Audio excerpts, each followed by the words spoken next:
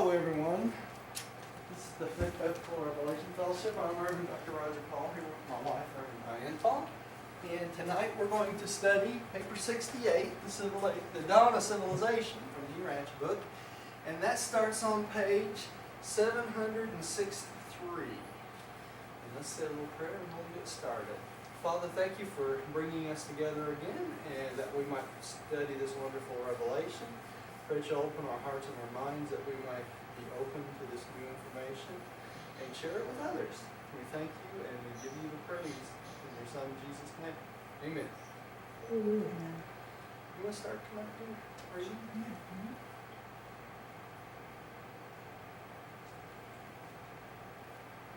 Oh, sorry. You might like something to read, right? Paper 68, The Dawn of Civilization. This is the beginning of the narrative of the long, long forward struggle of the human species from a status that was little better than an animal existence, through the intervening ages and down to the latter times when a real, though imperfect, civilization had evolved among the higher races of mankind. And that struggle's still going on. We're still struggling to become civilized every day, right? Yeah, so-called civilized. Civilized, that's right, so-called civilized, right? We're not much higher than the animal existence even now.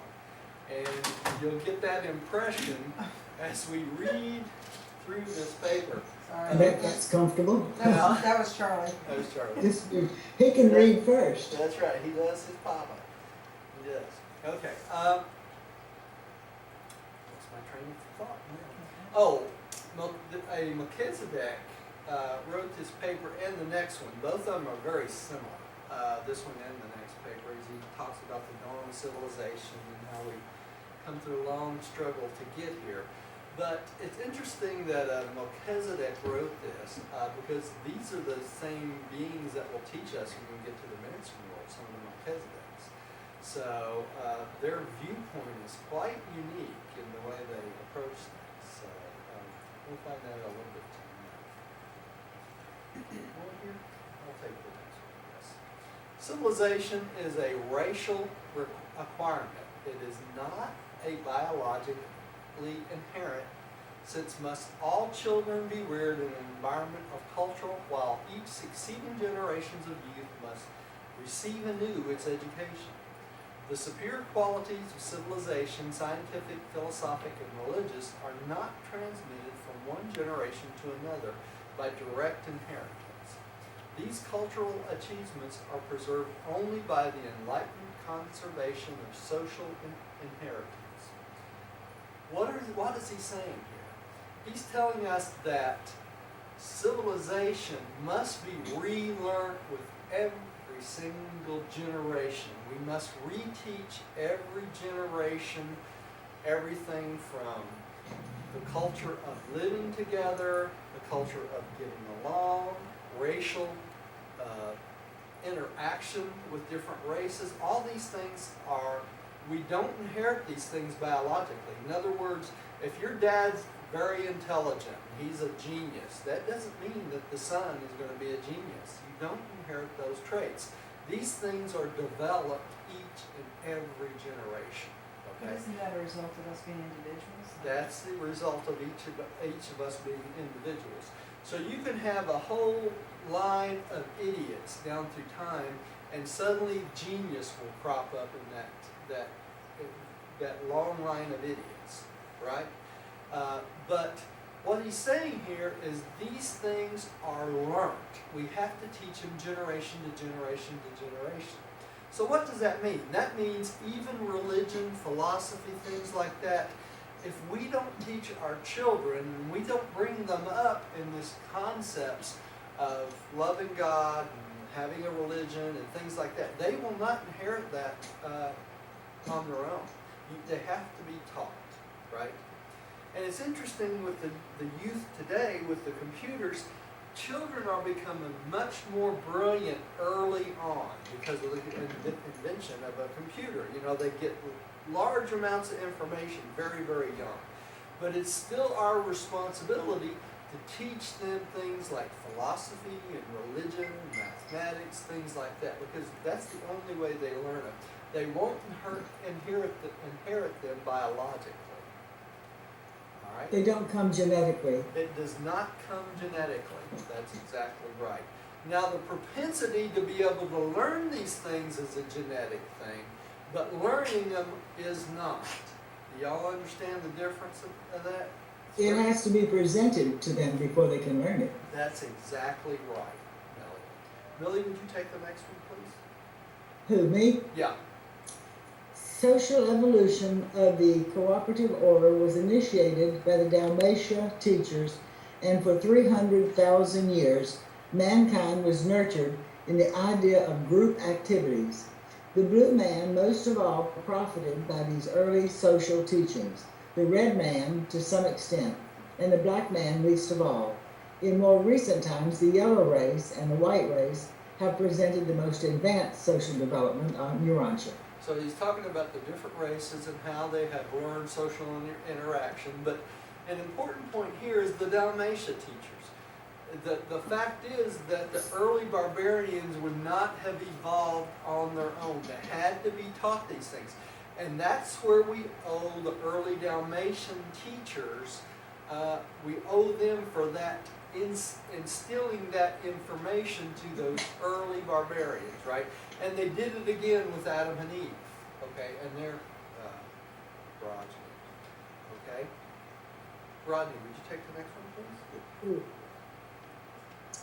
In the light effective socialization, when brought closely together, men often learn to like one another. But primitive man is not naturally overflowing with the spirit of brotherly feeling and the desire for social contact with his fellow. Rather, did the early races learn by sad experience that in union there is strength. And it is thus this lack of natural brotherly attraction that now stands in the way of immediate realization of the brotherhood of man and humanity. So this brotherly love is not a natural inheritance. We have to learn to love one another, right? And that's what he's talking about here. And early man was not overflowing with these feelings either. So this has been a long struggle in our history. Association early became the price of survival. The lone man was helpless unless he bore a tribal mark which testified that he belonged to a group, which would certainly avenge any assault made upon him. Even in the day of Cain, it was fatal to go abroad alone, without some mark of a group association. Civilization has become man's insurance against violent death, while the premiums are paid by submission to society's numerous wrong demands. Okay, so early man, how did they have a tribal mark? They would tattoo one another. That's where the originations of tattoos started. They're still doing it today. There's- They do it in Atlanta. They still do it today. You get a tattoo so that you show your Shows which group you're attached to. which group you're attached to. That's right, and this is where it came from. Now the early men did it several ways. They used ink, okay, which they used, derived from plants, but they also used burns. They would heat up something and burn a specific mark in their skin, and many people still do that today. You'll see Ouch. burns. Yeah. So, and this is where it started out. This is a tribal mark, and without these tribal marks, when you traveled from one area to another, if these groups did not think you had some group association, they'd kill you, right? They'd feel you were free game because there was no one to avenge your death if you didn't join a group. Okay, and that's pretty much where we are today. We've reverted to the barbarian times of the past.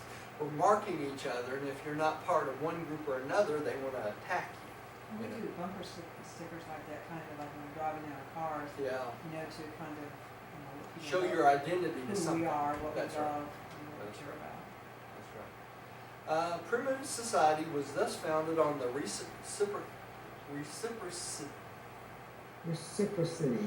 reciprocity of necessity and on the enhanced safety of association.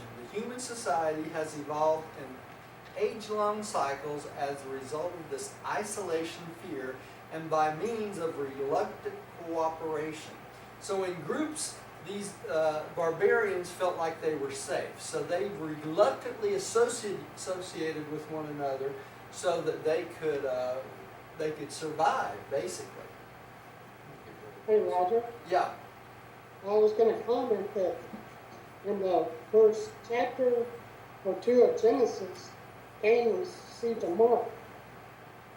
Yeah, that's right. Well, when Cain first slew Abel, even in the Urantia book, it talked about that he was afraid to go off into the land of Nod because he didn't have a tribal mark. Remember that from the Urantia book? And that's what they're talking about in Genesis. They mention that tribal mark, and that's why. Okay. Millie, would you take the next one? Yes. Primitive, where are we? Primitive society No, primitive. was thus primitive human beings. Right. Primitive human beings early learned that groups are vastly greater and stronger than the mere sum of their individual units. 100 men united and working in unison can move a great stone. A score of well-trained guardians of the peace can restrain an angry mob.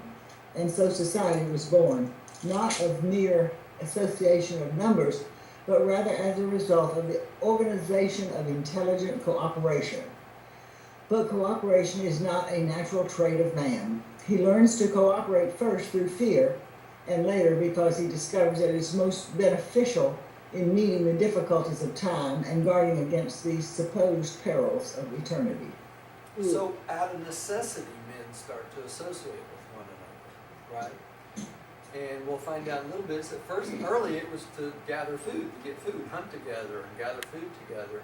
And later on to get wives, okay? That, by associating, they become tribes, and there was women available in other tribes. So it's interesting how we all get together. Rodney, would you take the next one? The peoples who thus early organized themselves into a primitive society became more successful in their attacks on nature as well as in defense against their fellows. They possessed greater survival possibilities. Hence, as civilization steadily progressed in Urantia, notwithstanding its many setbacks. And it is only because of the enhancement of survival value in association that man's many blunders have thus far failed to stop or destroy human civilization. It's interesting how this viewpoint that this Melchizedek is teaching from is from afar, isn't it? Because he's been on this planet all these hundreds of thousands of years, so he's telling us through his observation what he's come to learn about this, right?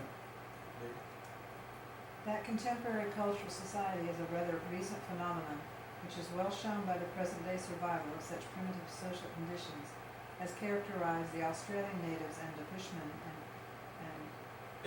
Pygmies of Africa.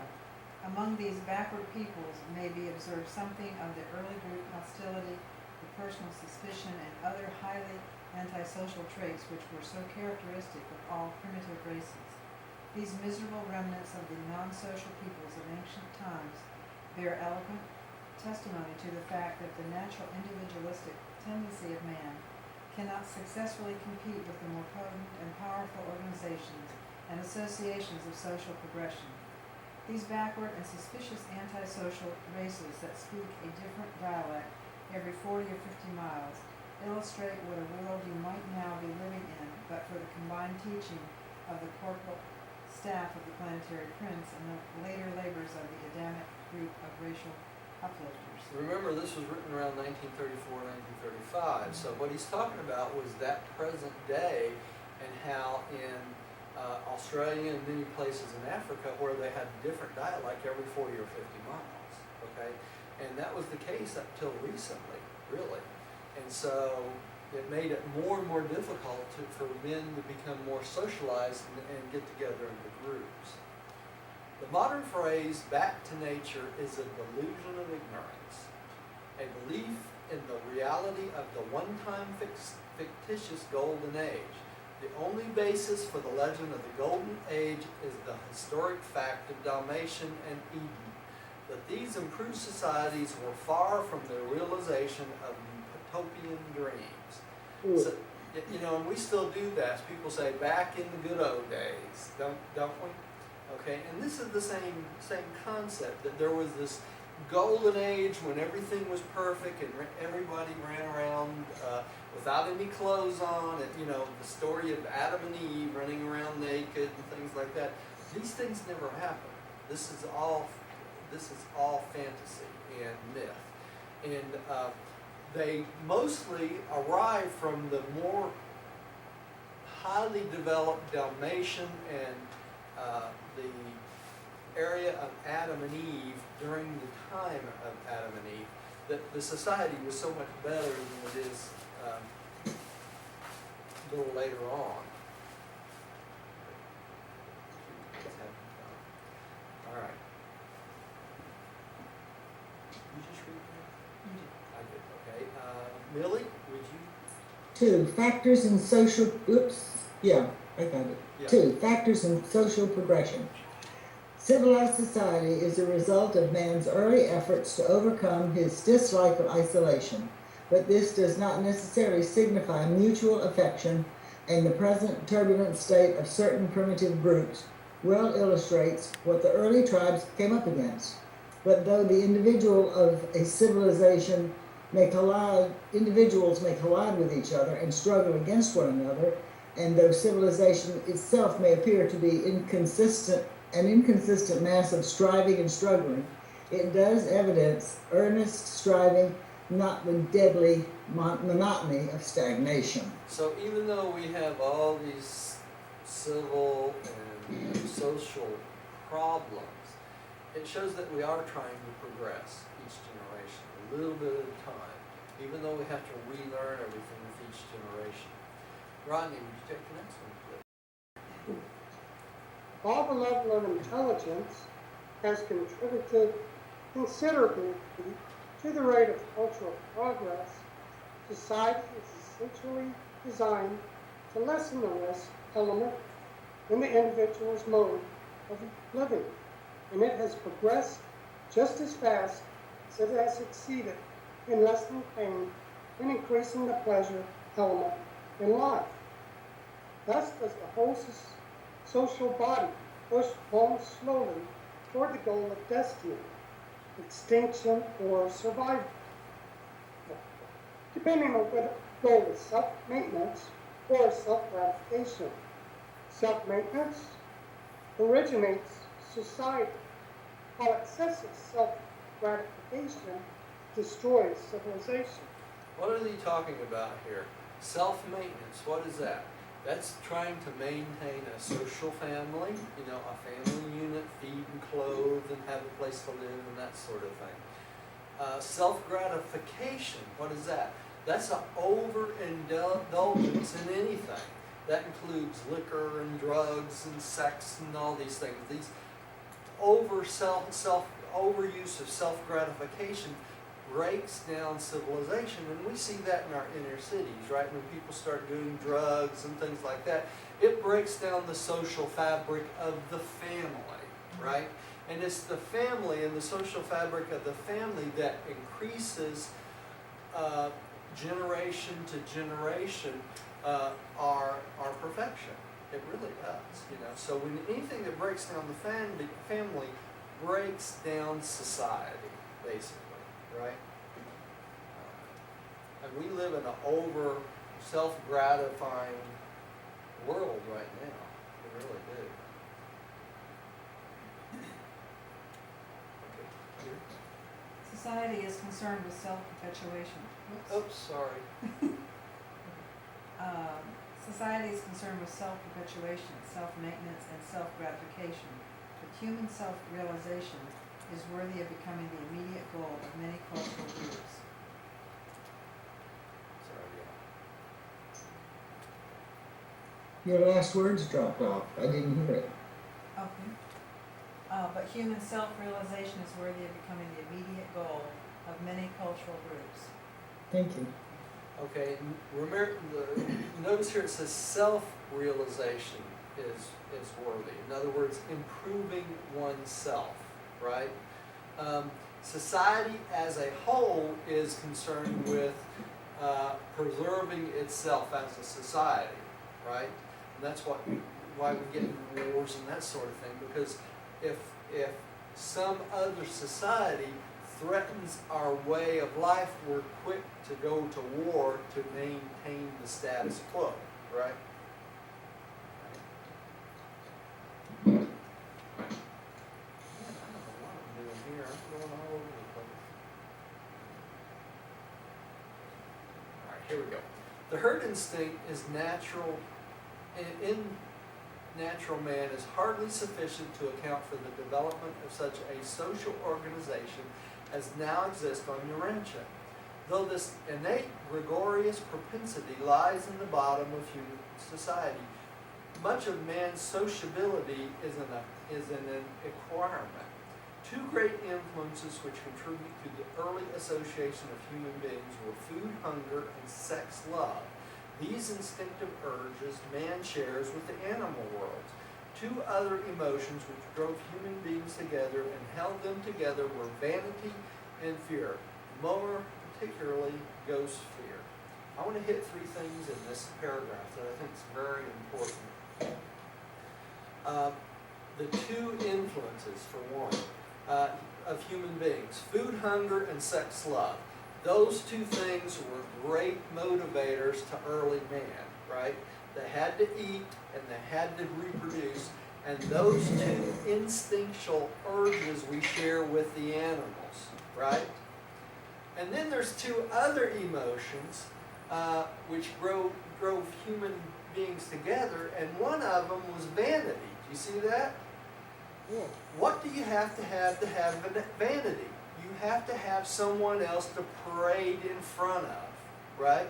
In other words, in order to be vain, you have to have someone to impress, right? That's where vanity comes from. And then fear. What's the fear about? Fear of death, right? Fear of humiliation, fear of things like that. And then later on, ghost fear. And the ghost fear came from the ghost dream. He's going to talk about that here. If I can get my computer to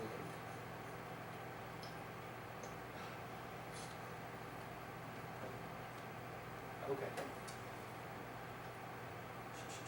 Who's up?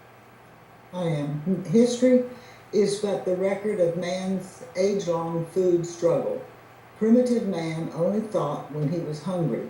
Food saving was his first self-denial, self-discipline. With the growth of society, food hunger ceased to be the only incentive for mutual associations. Numerous other sorts of hunger, the realization of various needs, all led to the closer association of mankind. But today, society is top-heavy with the overgrowth of supposed human needs. Occidental civilization, the 20th century groans wearily under the tremendous overload of luxury and inordinate multiplication of human desires and longings. Modern society is enduring the strains of one of its most dangerous phases of far-flung interassociation and highly complicated interdependence. Okay, so what are they saying here? He's saying that food hunger and that sort of thing was a normal thing for man to go through, and it was his first self-denial. It was his first way to save something for the future, okay, was to save food, okay? But he goes on to say that today's civilization, we're overloaded with luxury. How does he figure that? Because we have so many things that are not necessities, okay? People think cars and jewelry and things like that, drugs and alcohol and all these other things, fine homes, they think those are necessities. In reality, they are luxury. A more simple way of life where you have your food provided for you, a decent place to live, and things you need to survive is a better society.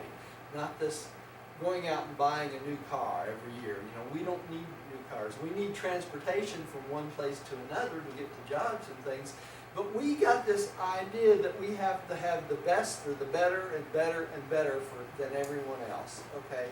And that is what he's talking about here, all right? Rodney. Hunger, vanity, and those fear were continuous in their social pressure.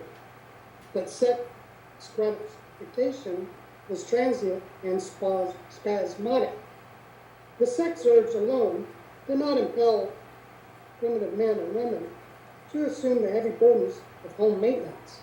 The early home was founded upon the sex restlessness of the male and the pride of frequent gratification, and upon that devoted mother love of the human female, which in measure shares with the females of all the higher animals.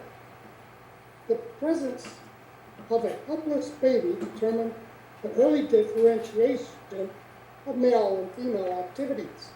The woman had to maintain a settled residence where she could cultivate the soil.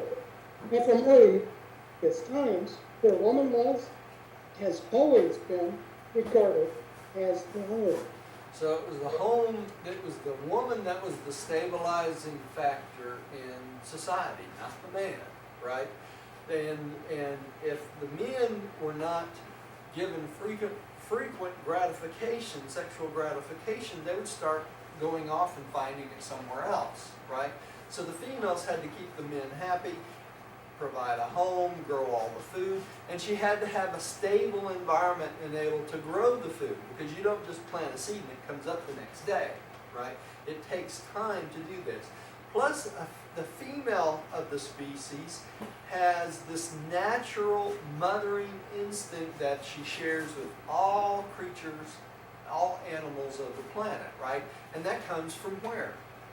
The local universe mother spirit, right? And it's passed down through the woman. It's not passed down through the man. So men had to learn how to be fathers.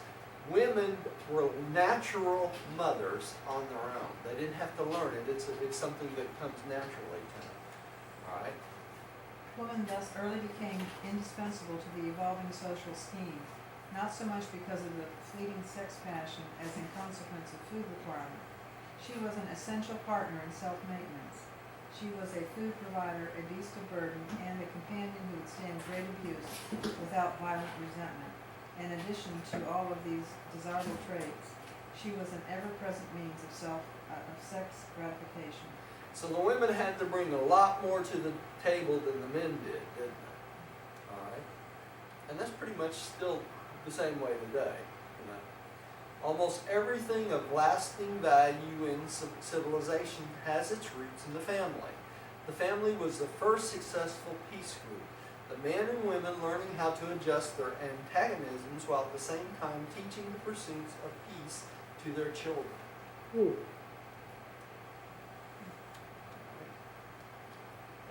Millie.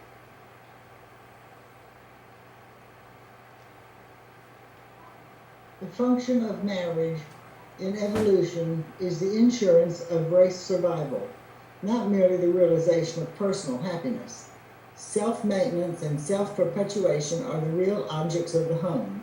Self-gratification is incidental and not essential except as an incentive ensuring sex association. Nature demands survival, but the arts of civilization continue to increase the pleasures of marriage and satisfaction of family life.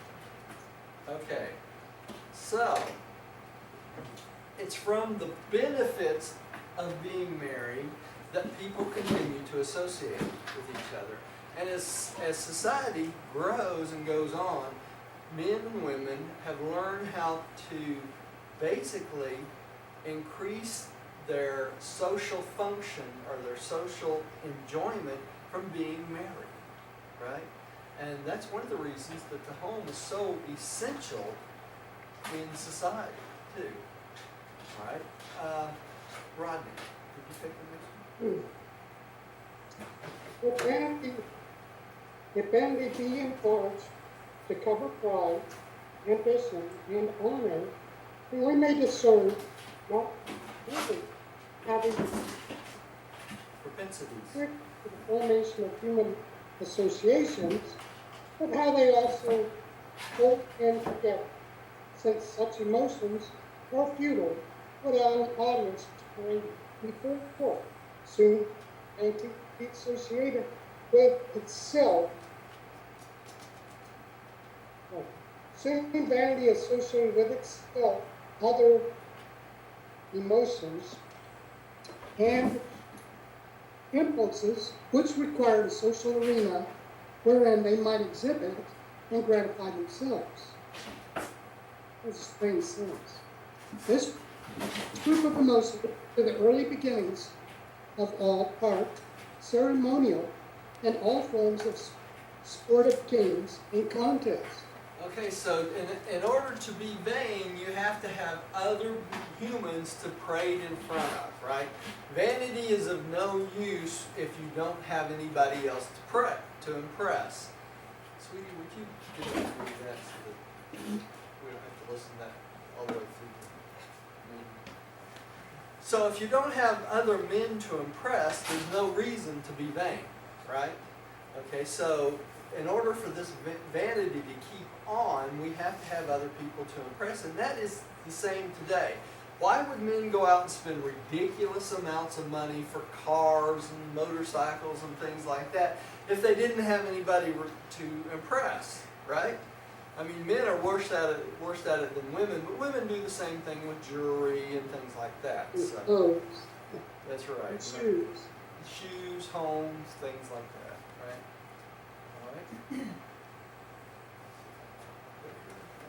Okay.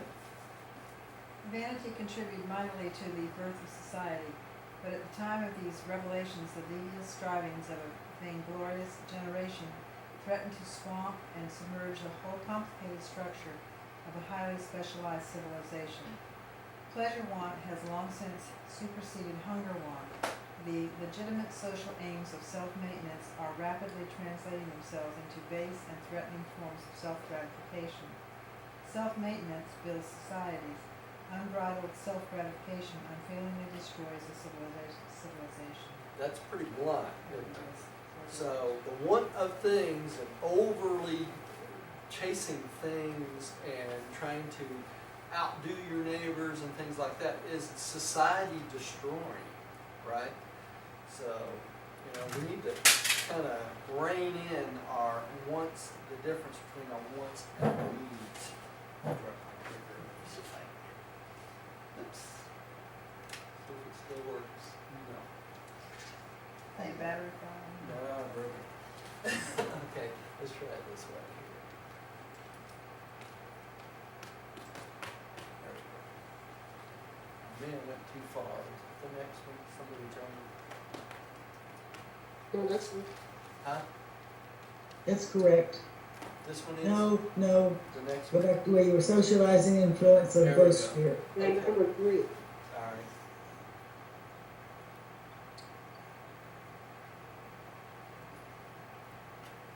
Man, I skipped over a whole section here.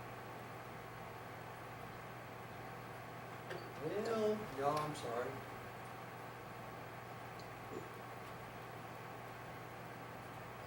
What did I do there?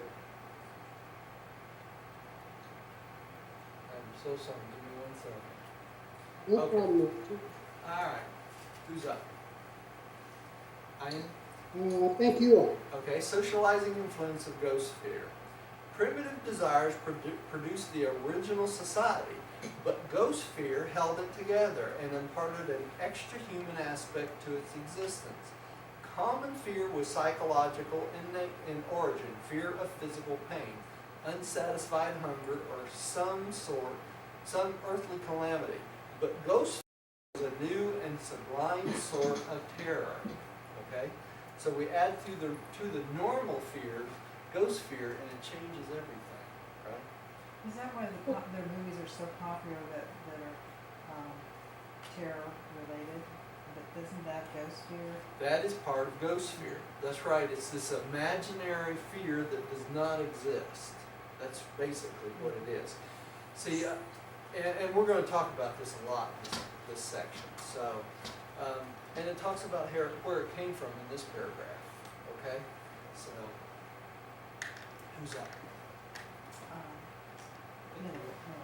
Millie? Millie, would you take the next one? Yes, I've got it. Probably the greatest single factor in the evolution of human society was the ghost dream. Although most dreams greatly perturbed the primitive mind, the ghost dream actually terrorized early men, driving these superstitious dreamers into each other's arms in willing and earnest association for mutual protection against the vague and unseen imaginary dangers of the spirit world. The ghost dream was one of the earliest appearing differences between the animal and human type of mind. Animals do not visualize survival after death. So they wouldn't visualize ghosts, right? So it's this dream of ghosts that starts to terrorize men and starts bringing them together, okay? What do you think multiplied this fear exponentially? It was the rebel midwives of Dalmatia, right? They took this ghost dream and then they start seeing these unusual things happen of things they don't understand, and it multiplies this fear to the place of terror where they are scared of everything, right? Well, it takes imagination.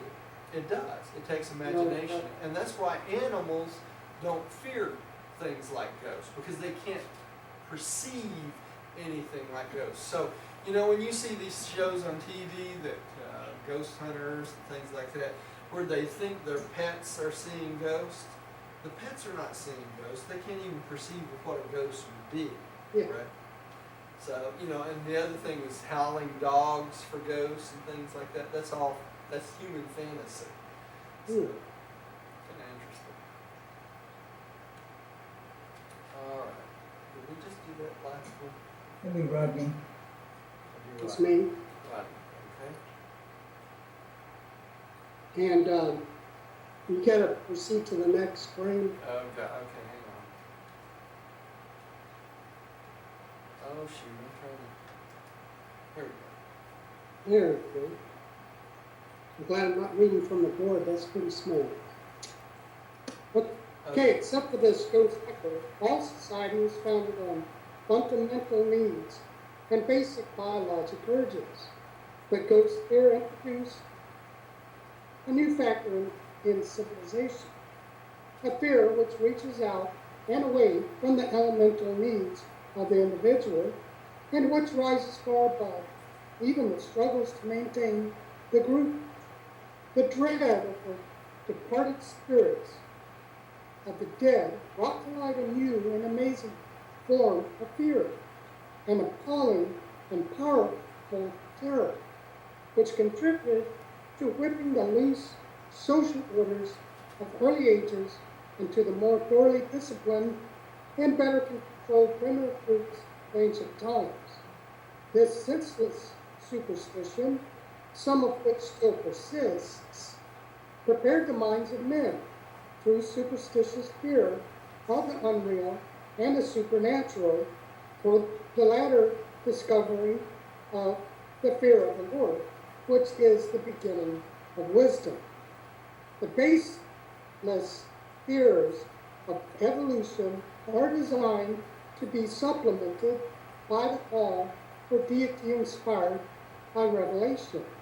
The early cult of ghost fear became a powerful social bond, and ever since that far distant date, mankind has been striving more or less for the attainment of spirituality. Okay, so because of this ghost fear, the concept of a life outside this life developed, right?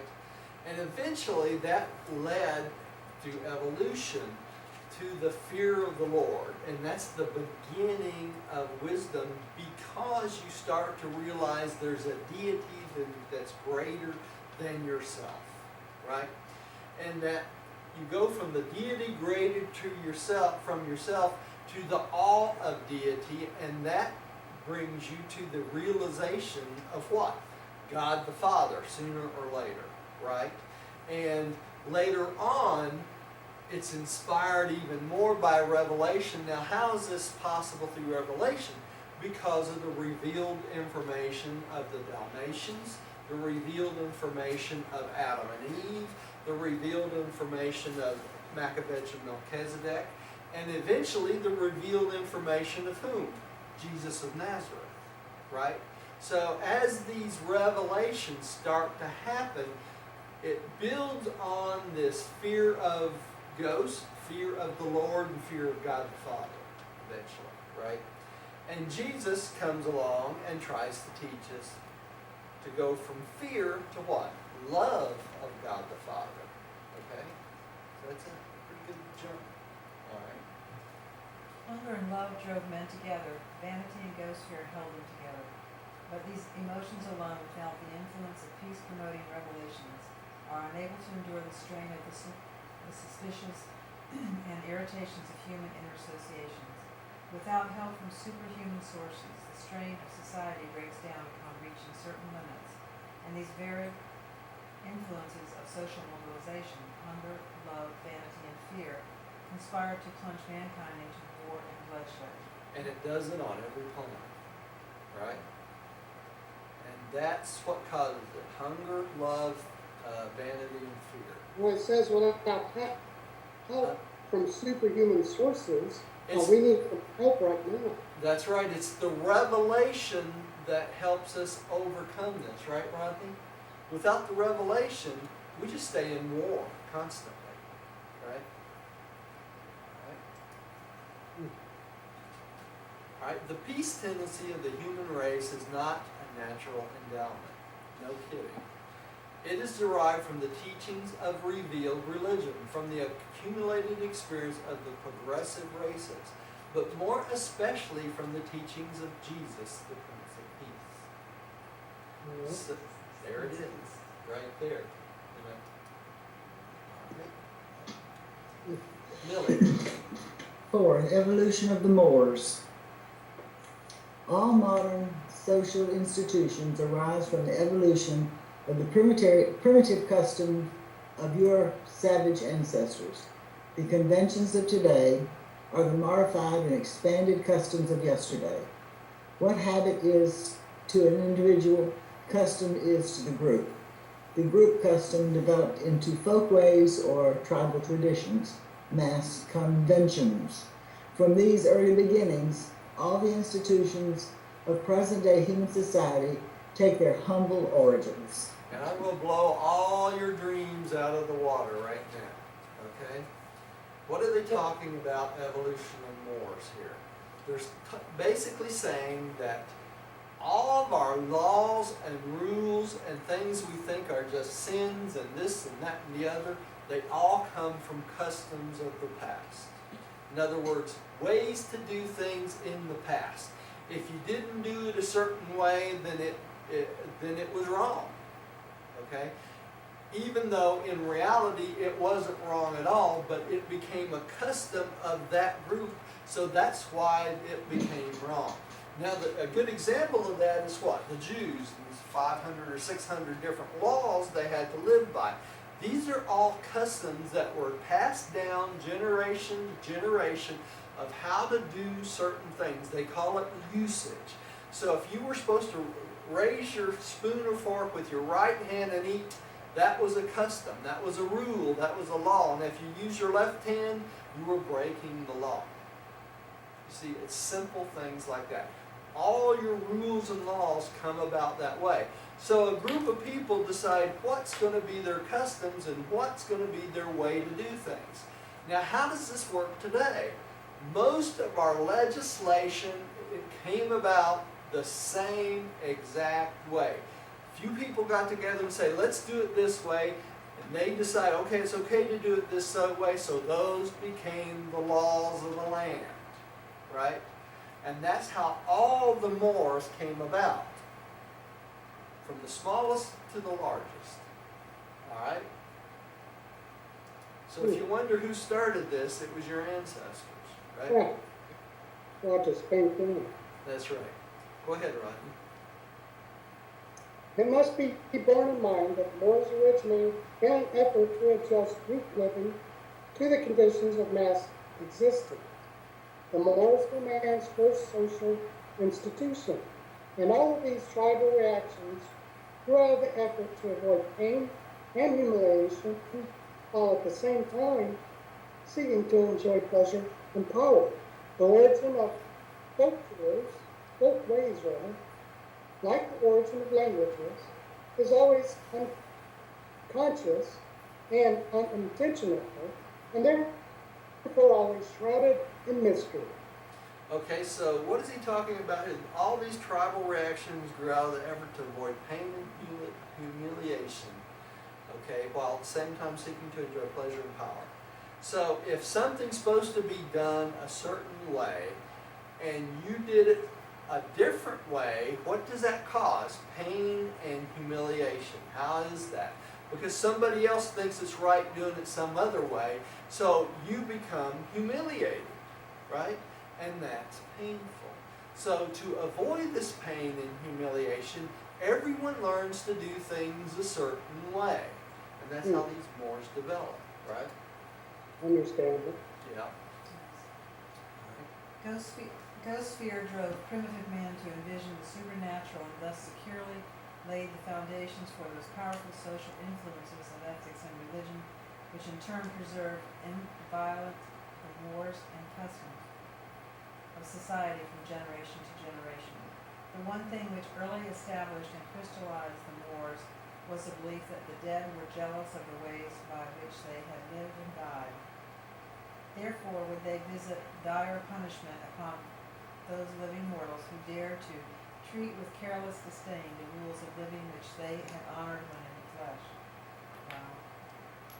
All this is best illustrated by the present reverence of the yellow race for their ancestors. Later developing primitive religion greatly reinforced ghost fear and stabilizing the Moors, but advancing civilization has increasingly liberated mankind from the bondage of fear and the slavery of superstition. You see how it all comes back around? That if you didn't do something a certain way and you didn't follow the Moors of the past, then the ghost of those who have already died would come back and punish you in some way, right? And that's how they keep people in line, right? So they pass from generation to generation to generation, and men make up things in their head that they'll be punished by unseen forces if they don't do things a certain way, right? And that's how it keeps people in bond. And the interesting thing here, it says the advancing civilization has increasingly liberated mankind from the bondage of fear and the slavery of superstition. How many people have been a slave to superstition for years and years and years? There's people still out there that won't walk under a ladder because they're superstitious. They think it's some great thing. Or they won't step on a crack in the thing. You know, certain things like that, that were Moors that were passed down from generation to generation that held together for thousands of years, right? That made no sense whatsoever. Prior to the liberating and liberalizing instruction of the Dalmatia teachers, ancient man was held to a helpless victim of the ritual of the Moors. The primitive savage was hedged about by an endless ceremonial. Everything he did from the time of awakening in the morning to the moment he fell asleep in his cave at night had to be done just so, in accordance with the folk ways of the tribe. He was a slave to the tyranny of usage. His life contained nothing free, spontaneous, or original. There were no natural progress toward a higher mental, moral, or social existence. Who kept these people in line in doing this? The witch doctors, right? And the priests of the tribe, right? Kept them scared to death all the time. So from the time you got up in the morning till the time you went to bed at night, you did certain things in certain ways, right? No free thinking, okay? Early man was mightily gripped by the custom. The savage was a veritable slave to usage. But there has arisen ever and anon those variations from type who have dared to inaugurate new ways of thinking and improved methods of living. Nevertheless, the inertia of primitive man constitutes the biologic safety brake against precipitation too suddenly into the ruinous maladjustment of the too rapidly advancing civilization. Okay? So there's always been people that were more advanced, trying to make people more advanced. Okay? Millie. Okay. But these customs, excuse me, but these customs are not unmitigated evil. Their evolution should continue. It is nearly fatal to the continuance of civilization, excuse me, to undertake their wholesale modification by radical revolution. Custom has been the thread of continuity which has held civilization together. The path of human history is strewn with the remnants of discarded customs and obsolete social practices. But no civilization has endured which abandoned its mores except for the adaptation of better and more fit customs. What's an example of this, how it can ruin society? The Dalmatians, right? When Caligastia rebelled, they tried to teach the natives unmitigated freedom to do whatever you wanted. And that's what he's talking about here. You have to replace these customs with social change slowly. Because if you don't, all society breaks down. People don't think they have any rules for anything, right? So it works both ways. These things have to be changed, but they have to be changed in a slow, methodical manner. Okay? All right? Rod. The survival of a society depends chiefly on the progressive evolution of its mores. The process of custom evolution grows out of the desire for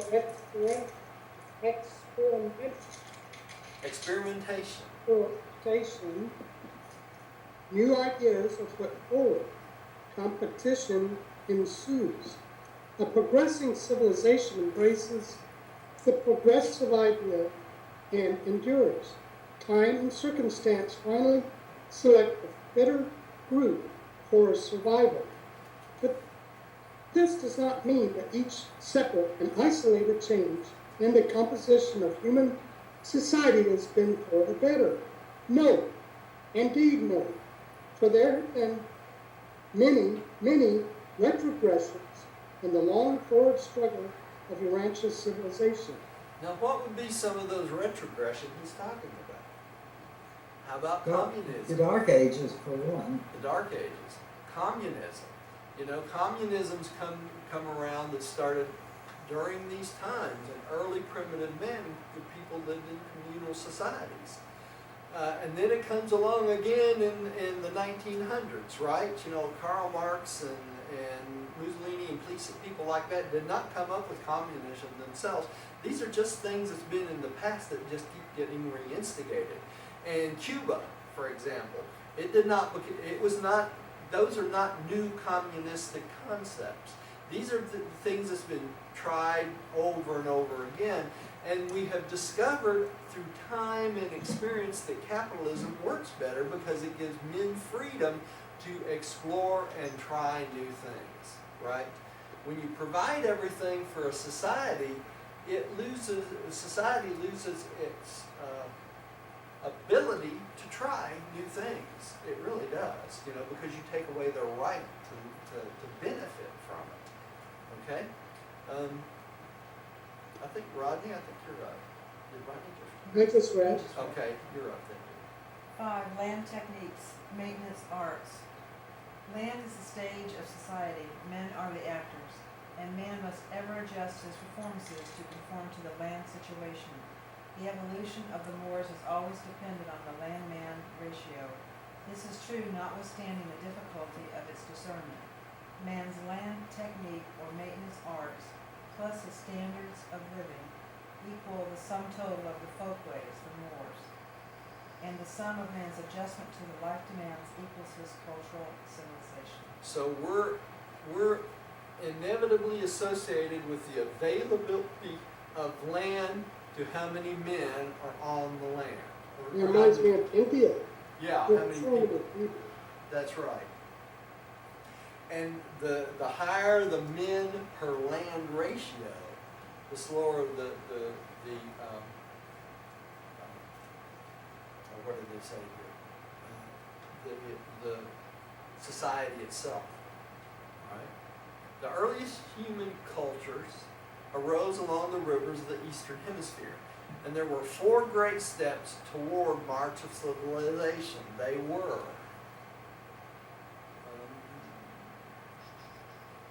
Millie, take the first one. 1. The collection stage. Food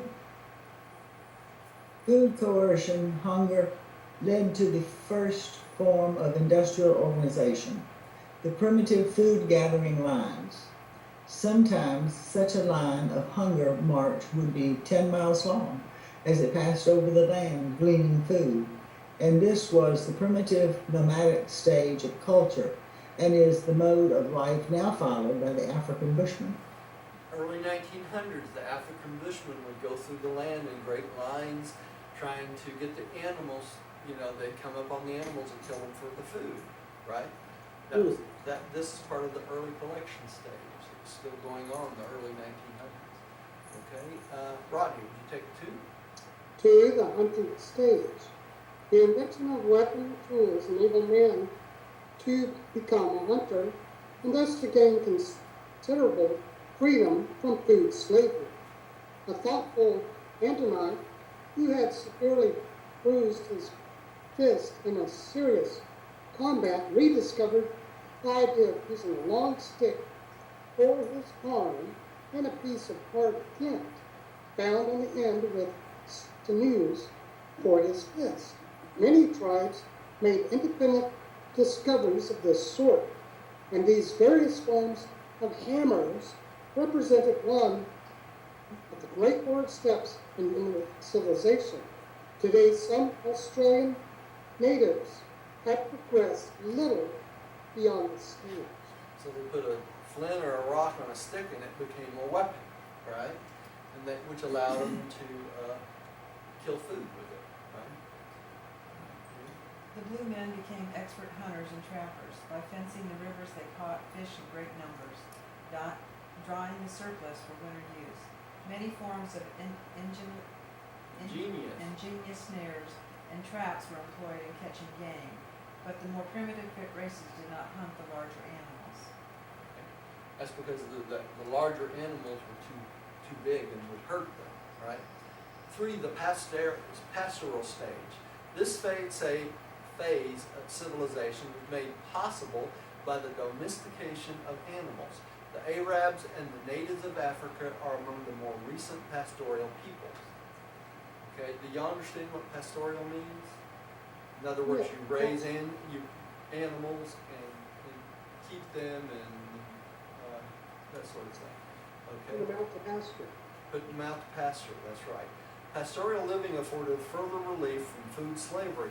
Men learned to live on the interest of his capital. In other words, when the animals would have young, they would multiply and then eat the multiplication, the increase of his flocks, and thus provided more leisure for culture and progress. Millie, would you take the next one? Pastoral society was one of sex cooperation, but the spread of animal husbandry reduced women to the depths of social slavery. In early times, it was man's duty to secure the animal food, woman's business to provide the vegetable edibles. Therefore, when man entered into the pastoral era of his existence, women's dignity fell greatly. She must still toil to produce the vegetable necessities of life, whereas the man need only to go to his herd to provide an abundance of animal food. Man thus became relatively independent of woman throughout the entire pastoral age, women's status steadily declined. But by the close of this era, she had become scarcely more than a human animal, consigned to work and bear human offspring, much as the animals of the herd were expected to labor and bring forth young.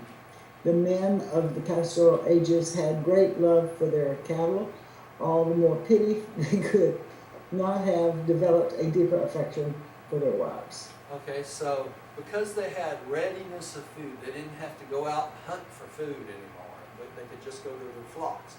They felt like they were independent of everyone. They did not have to have the vegetables, which was better for them. So they started treating women like they were part of the cattle, right? And there are many places in the world today where the women are still treated this way. We all know about those, right? That reduce women to literal slaves to their husbands, right? All right. And then the next stage comes. Right? 4. The agricultural experience. This era was brought about by the domestication of plants, and it represents the highest type of material civilization. Gassia and Adam endeavored to teach horticulture and agriculture. Adam and Eve were gardeners, not shepherds, and gardening was an advanced culture in those days. The growing of plants exerts an ennobling influence on all races of mankind. So it's the agricultural that helps increase society and makes society better. So we have to make sure we continue to grow plants, right? All right. Agriculture more than quadrupled the land-man ratio of the world. It may be combined with the pastoral pursuits of the former cultural stage. When the three stages overlap, men hunt and women till the soil. Okay, so if you have a agricultural system going on, large areas of land can feed multiple human beings, right? So it doesn't take as much land in an agricultural society. You still have to leave some of the land available for growing. There's always been friction between the herders and the tillers of the soil. The hunter and the herder were militant, warlike. The agriculturalist is more peace-loving type. Association with animals suggests struggle and force. Association with plants instill patience, quiet, and peace. Agricultural and industrialism are the activities of peace. But the weakness of both as world social activity is they lack excitement and adventure. Okay? So growing is a very quiet, peaceful thing, and it's not very exciting, right? Millie. That's what Abel did. Abel was the grower, and Cain was the husbandry man. He was the cattleman. That's right. And didn't work for them either. No. Human society has evolved from the hunting stage through that of the herders to the territorial stage of agriculture. And each stage of this progressive civilization was accompanied by less and less nomadism. More and more man began to live at home. Development of the home. Okay. Rodney. And now is industry supplementing agriculture with consequently increased urbanization and multiplication of non-agricultural groups of citizenship classes. But an industrial era cannot hope to survive if its leaders fail to recognize that even the highest social developments must ever rest upon a sound agricultural basis. So we need a sound agriculture for society to continue evolving, right? 6. Evolution of culture. Man is a creature of the soil, a child of nature. No matter how earnestly he may try to escape from the land, in the last reckoning he is certain to fail. Dust you are, to dust shall you return, is literally true of all mankind. The basic struggle of man was and is and ever shall be for land. The first social associations of primitive human beings were for the purpose of winning these land struggles. The land-man ratio underlies all social civilization. Can't get away from the concept of land, can you? Right, man's intelligence by means of the arts and sciences increased the land yield. At the same time, the natural increase and offspring was somewhat brought under control, and thus was provided with the sustenance and leisure to build a cultural civilization. So, by having enough land to create agriculture, it allowed more children to be born, right? And we increase people and increase civilization. All right? Millie, take the Human society is controlled by a law which decrees that the population must vary directly in accordance with the land arts and inversely with a given standard of living. Throughout these early ages, even more than at present, the law of supply and demand, as concerned men and land, determined the estimated value of both. During the times of plentiful land, unoccupied territory, the need for men was great, and therefore the value of human life was much enhanced. Hence, the loss of life was more horrifying. During periods of land scarcity and associated overpopulation, human life became comparatively cheapened, so that war, famine, and pestilence were regarded with less concern. because it decreased the land-man ratio, right? Less people out there, less people to feed, less people on the land. And this is, I forget what this is. This is an angel telling people during the plague to go away, that sort of thing. All right? Rodney. When the land yield is reduced, or the population is increased, the inevitable struggle, the inevitable struggle is renewed. The very worst traits of human nature are brought to the surface. The improvement of the land yield, the extension of the mechanical parts, and the reduction of population all tend to foster the development of the better side of human nature. And why is that? Because there's less people to aggravate each other, that sort of thing. More space for everyone.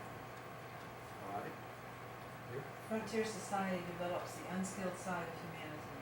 The fine arts and true scientific progress, together with spiritual culture, have all thrived best in the larger centers of life when supported by an agricultural and industrial population slightly under the land-man ratio. Cities always multiply the power of their inhabitants for either good or evil. The size of the family has always been influenced by the standards of living. The higher the standard, the smaller the family, up to the point of established status or gradual extinction. All right? Really? All down through the ages, the standards of living have determined the quality of the surviving population in contrast with mere quantity. Local class standards of living give origin to new social caste new mores. With standards of living becoming too complicated or too highly luxurious, they speedily become suicidal. Caste is the direct of the high social pressure of keen competition produced by dense populations. The early races often resorted to practices designed to restrict population. All primitive tribes killed deformed and sickly children. Girl babies were frequently killed before the times of wife purchase. Children were sometimes strangled at birth, but the favorite method was exposure. the father of twins, usually insisted that one be killed since multiple births were believed to be caused either by magic or by infidelity. As a rule, however, twins of the same sex were spared. While these taboos on twins were once well-nigh universal, they were never a part of the Andamite Moors. These peoples always regarded twins as omens of good luck. It was a good thing too, because they were reproducing the children of the future, right? Many races learned the technique of abortion, and this practice became very common after the establishment of the taboo on childbirth among the unmarried. It was long the custom for a maiden to kill her offspring, but among more civilized groups, these illegitimate children became the wards of the girl's mother. Many primitive clans were virtually exterminated by the practice of both abortion and infanticide. Yeah. But regardless of the dictates of the Moors, very few children were ever destroyed after having once been suckled. Maternal affection is too strong. So the abortion problem we have today has been going on for thousands and thousands of years, right? Even in the 20th century, there persist remnants of these primitive population controls. There is a tribe in Australia whose mothers refused to rear more than 2 or 3 children. Not long since, one cannibalistic tribe ate every 5th child born. In Madagascar, some tribes still destroy all children born on certain unlucky days, resulting in death of about 25% of all babies. Hmm. It's terrible, isn't it? And Millie, would you take the last one, please? From a world standpoint, overpopulation has never been a serious problem in the past. But if war is lessened and science increasingly controls human disease, it may become a serious problem in the near future. At such time, a great test of the wisdom of the world's leadership will present itself. Will Urantia rulers have the insight and courage to foster the multiplication of the average or stabilized human being instead of the extremes of the supernormal and the enormously increasing groups of the subnormal? The normal man should be fostered. He is the backbone of civilization and the source of the mutant geniuses of the race. The subnormal man should be kept under society's control. No more should be produced than are required to administer the lower levels of industry.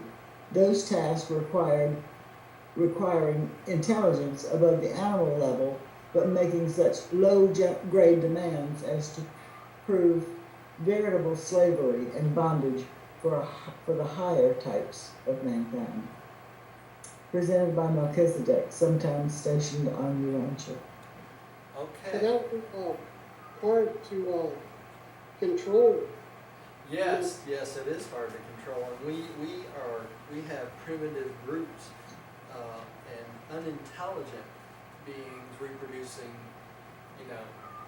unbelievably fast on this planet. That's what he's talking about. Now, 69 primitive human institutions will take up next week, and it really is a continuous on of this paper. It really is. So 68 and 69 really could be done together, because they're talking about the same thing as civilization and primitive human institutions, and you'll see next week what I'm talking about. Well, there's one sentence in that whole paragraph that I had already highlighted before. Will Urantia rulers have the insight and courage to foster the multiplication of the average or stabilized human instead of the extremes of the supernormal and the enormously increasing groups of the subnormal? Probably not. That's the problem. Well, there are That's what I countries mean. that have. There are countries that have. Yeah. How could you control that? They Well- in